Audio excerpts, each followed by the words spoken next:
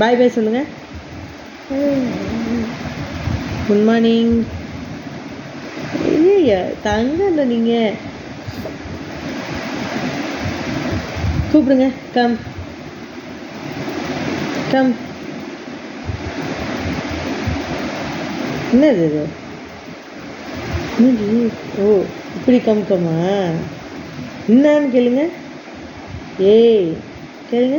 ஏய் ஏய் ஏய் அண்ணா கிஸ் கொடுங்க. ஒரே ஒரு கிஸ் வாங்கிக்கோங்க. காலை நல்லா வைப்பா. ஐயா தங்க